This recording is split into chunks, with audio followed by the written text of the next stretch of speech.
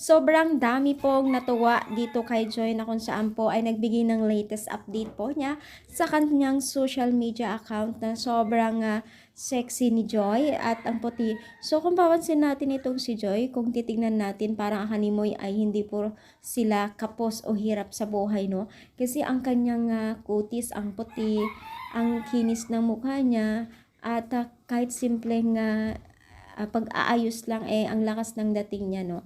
So ang sexy pa niya, no. So ang daming humuhula, ang daming nagagandahan kay Joy dahil po sa kanyang angking kagandahan, sexy, kaputihan, no. So sabi nga marami daw talaga nagkakagusto kay Joy dahil nga po sa kanyang kagandahan, kaseksihan, no. So kita naman po natin ang kanyang kagandahan, no. Parang animoy anak mayaman kung yung tawag nito guys kung kanyang mga kilos o yung mga skin niya, 'di ba? So talagang si Joy ay maswerte din po siya na naibibigay po at nakilala po ng Team Kalingap dahil akala mo talaga guys na sobrang laki na po ang pagbabago ng kanyang buhay ngayon.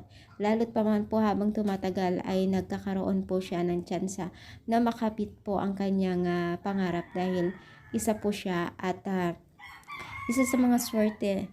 Bibihira lamang po yung mga na na-scoutan po ng Team Kalingap. Kaya sana ipagpatuloy po ng mga kabataan na ito ang kanilang pangarap sa buhay habang hawak or habang pinapaaral po Team Kalingap at marami pong nagmamahal po na netizens po sa mga ito, lalong-lalo na po dito sa mga sponsor na talaga naman po marami pong nagbibigay at nag-aabot ng tulong sa kanila. Gaya na lamang din po itong si Erica. So na-miss daw po nila itong si Erica tuwing nagbibigay po ng latest update po ng mga sayaw ang mga Kalingap Angels na itong si Joy at si Dara.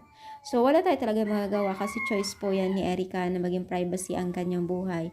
At mas gusto niya siguro yung hindi i-public ang kanyang buhay para lamang po sa kanyang sariling umbaga privacy siguro. So balang araw din po yan ay magkakasama din siguro mga yan, no? Kaya mag-pray po natin ang bawat isa sa kanila ay maging maayos at maging matagumpay ang kanilang hangarin o pangarap sa buhay, especially sa kanilang pag-aaral. So, ano yung masasabi? Kayo rin po ba ay natutuwa kay Joy? Comment down na po dito sa baba at supportahan din po natin itong sila Kalingap Rap. Thank you so much for always supporting my channel. Thank you and God bless.